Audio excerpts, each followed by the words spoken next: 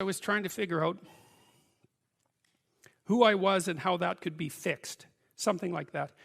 I started to pay very careful attention to what I was saying.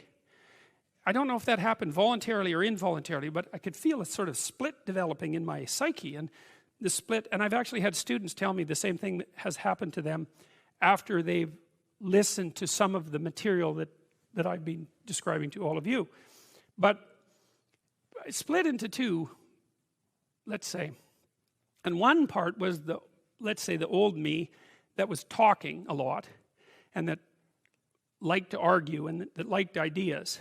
And there was another part that was watching that part, like just with its eyes open and neutrally judging. And the part that was neutrally judging was watching the part that was talking and going, that isn't your idea. You don't really believe that. You don't really know what you're talking about. That isn't true. And I thought, that's really interesting. So now and that was happening to like 95% of what I was saying. And so then I didn't really know what to do. I thought, okay, this is strange. So maybe I've fragmented, and that's just not a good thing at all. I mean, it wasn't like I was hearing voices or anything like that. I mean, it wasn't like that. It was, well, people have multiple parts. So then I had this weird conundrum. It was like, well, which of these two things are me? Is it the part that's listening and saying, no, that's rubbish, that's a lie, you're doing that to impress people, you're just trying to win the argument, you know. Was that me, or was the part that was going about my normal verbal business me? And I didn't know, but I decided I would go with the critic. And then what I tried to do, what I learned to do, I think, was to stop saying things that made me weak. And that I mean, I'm still trying to do that, because I'm always feeling when I talk whether or not the words that I'm saying are either making me align or making me come apart. And I think the alignment, I really do think the alignment I think alignment is the right way of conceptualizing it, because I think if you say things that are as true as you can say them, let's say, then they come out of the depths inside of you. Because we don't know where thoughts come from. We don't know how far down into your substructure the thoughts emerge. We don't know what processes of physiological alignment are necessary for you to speak from the core of your being.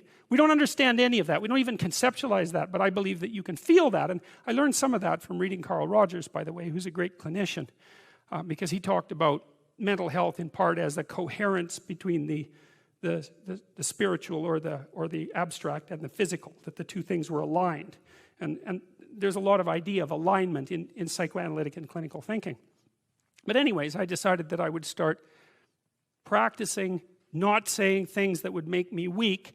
And what happened was that I had to stop saying almost everything that I was saying. I would say 95% of it. It's a hell of a shock to wake up and I mean, this was over a few months, but it's a hell of a shock to wake up and realize that you're mostly dead wood. It's a shock. You know, and you might think, well, do you really want all of that to burn off? It's like, well, there's nothing left but a little husk, 5% of you. It's like, well, if that 5% is solid, then maybe that's exactly what you want to have happen. Well, so I told you that story as an elaboration of this line. And God saw that the wickedness of man was great in the earth, and that every imagination of the thoughts of his heart was only evil continually. It's a question worth asking. Just exactly what are your motives?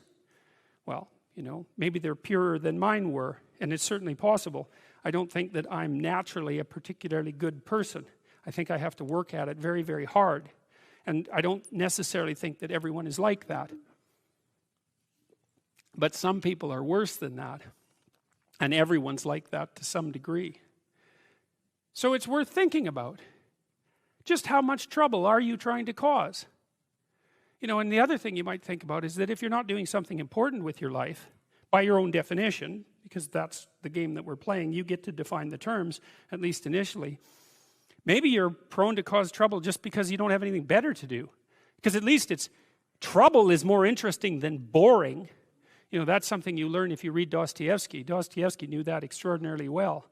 And so if you're not doing something, if you're not pushing yourself to the limits of your capacity, then you have plenty of leftover, what would you say, willpower, energy, and resources to devote to causing interesting trouble. And so Well, so I would say this is also an archetypal scenario.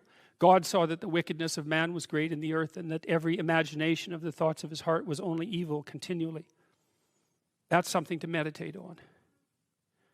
And it's not self-destructive, because what it is an attempt to, it's like the diagnosis of an illness. It's like if that does happen to be the case for you, or to some degree, maybe it's only 10% of you or something, or maybe it's 90%, well then coming to terms with that is excellent, because then maybe you can stop doing it. And what would be the downside to that?